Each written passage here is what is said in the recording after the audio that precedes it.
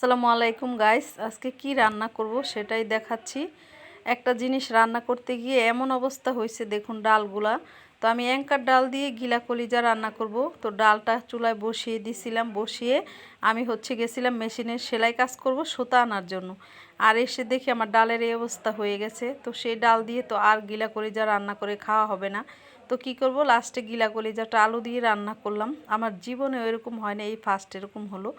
তো যাই হোক, এখন তরকারি তো রান্না করতে হবে, আর ডাল তো আর ঘরে নেই। তো এখানে হাফ কেজি ডাল ছিল। ভাবছিলাম যে ডালগুলাকে করব, ওই যে সেদ্ধ করে মানে একটা সিটি দিলে আমি ডালটা নামিয়ে নিব। তো ডাল কিছুটা রেখে দিব, মেয়ে বলছে হালুয়া বানিয়ে খাবে, তো রেখে দিব, আর আমি অল্প কিছু দিয়ে রান্না করব। তো ডালের এই অবস্থা হয়েছে, মনটা একদম সকালবেলা খারাপ হয়ে গেল, কি করব। তারপরে আলু ছিল ঘরে, ছোট আলু, সে আলু দিয়ে তারপরে গিলা কলিজাটা রান্না করলাম।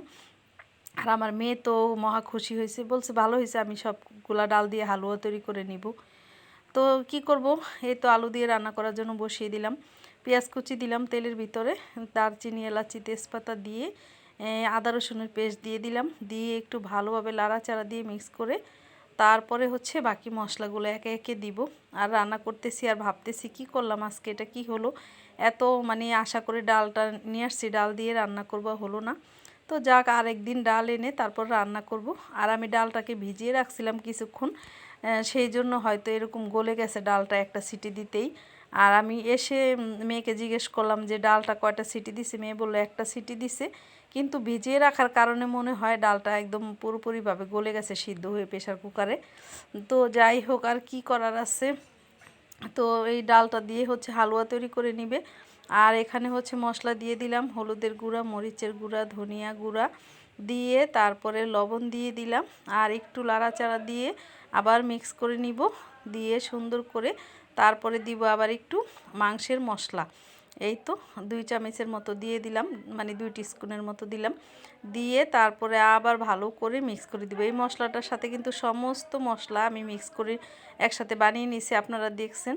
তো সেই ভিডিওর এই মশলাটাই, এটা মাংস রান্না করি, এত সুন্দর সেন্ট বের হয়, একটা গ্রান বের হয়।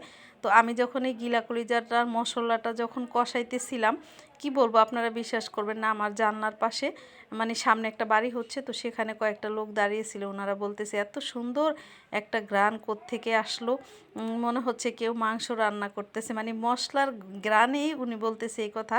তখন অবশ্য আমি এই গিলা কলিজাটা কষাইনি, শুধু মশলাটাই কষাইছি। তো এই মশলাটা এত সুন্দর একটা সেন্ট বের হয় যখন মশলাটা কষাই, খুবই গ্রান। আর রান্না করলে তো অনেক টেস্ট হয়, তরকারিটা অনেক মজা হয়।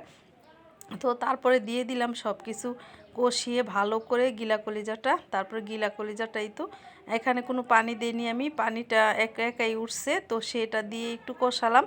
কষিয়ে তারপরে লাড়া দিয়ে দিলাম। আর আলুটা কেটে নিছি, ছোট ছোট যে আলু, সেই আলুটাকে একটু কেটে তারপরে 2 ভাগ করে নিছি। এই তো এই ছোট আলুটা দিয়ে তারপরে রান্না করব।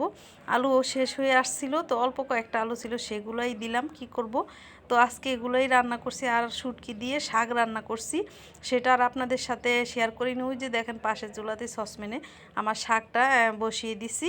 সেই শাকটা শুটকি দিয়ে একদম বেশি করে রসুন টসুন দিয়ে, আমার প্রিয় যে খাবারটা শুটকি দিয়ে শাক, তো খুদুরে যে শাকটা, সেই শাক রান্না করছিলাম।